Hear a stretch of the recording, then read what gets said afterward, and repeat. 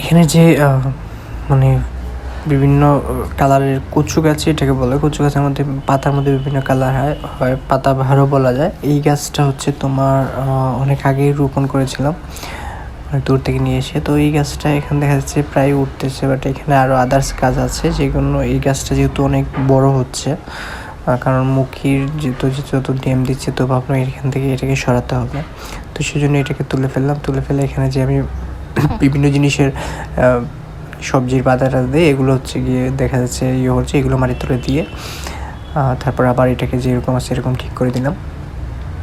তো এটাকে করার জন্য হচ্ছে গিয়ে প্রথমে একটা বোতল কেটে নিয়েছি, বোতল কেটে টপ করে নিয়েছি। ওইটার মধ্যে এখন নিচে কিছু মাটি দিয়ে দিচ্ছি। দেখছো মাটি দেওয়ার পরে কিছু সবজির মানে উচ্ছে যেগুলো থাকে ওগুলো দিয়ে দিচ্ছি, খাল বাকড় যেগুলো থাকে এগুলো আর কি দিয়ে দিচ্ছি, যাতে এগুলো পচে সার হয়। এখন হচ্ছে গিয়ে এই গাছটাকে দিয়ে দিচ্ছি।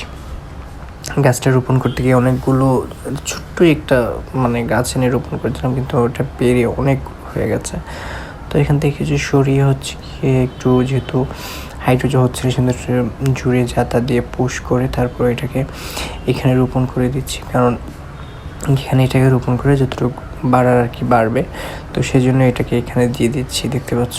তারপর হচ্ছে গিয়ে দেওয়ার পরে উপর থেকে হচ্ছে আমি কিছু মাটি আবার দিয়ে দিচ্ছি, যাতে এটার মূল কাণ্ড দেখা না যায়। তো সেই জন্য উপর থেকে আরও কিছু মাটি দিয়ে দিচ্ছি।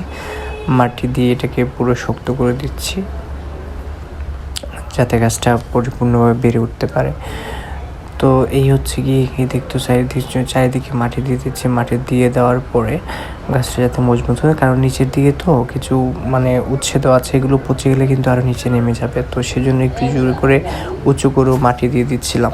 আর মাটি তো এটাকে হচ্ছে গিয়ে তৈরি করে ফেললাম। এই দেখো এটা হয়ে গেছে। তো ছোট্ট একটা দেখা যাচ্ছে কাণ্ড একটা রয়ে গেছে। তো এটাকে ভাবলাম এইটা থেকে মাটি দিয়ে দিই, যে শুধু এটা একটা মুখের মধ্যে শুধু এই যে ড্যাম দিয়েছে। তো ভাবলাম এই ছোটো টপের মধ্যে এটাকে রোপণ করে দিই। তো ছোটো টপের মধ্যে এটাকে রোপণ করে দিচ্ছিলাম। এটাকে রোপণ করে দেওয়ার পরে হচ্ছে কি যে রোপণ করে দিয়ে ভালো করে মাটি দিয়ে চেপে দিচ্ছিলাম, যাতে গাছটা পর্যাপ্ত পরিমাণ মাটি থাকে গাছে। সেজন্য এগুলোকে পর্যাপ্ত পরিমাণে দিয়ে দিচ্ছিলাম। এই যে দেখো যে দিয়ে দেওয়ার পরে এখানে হচ্ছে নারিকেলের ঠুল দিয়ে একটা টব নারকেলের ঠুল দিয়ে যেহেতু একটা টব বানিয়েছিলাম, তো ওইখানে কিছু মাটি ছিল, ভাবলাম ওইটাতেই নিয়েছি, পরে ওই মাটিগুলো ওইখানে দিয়ে দিই।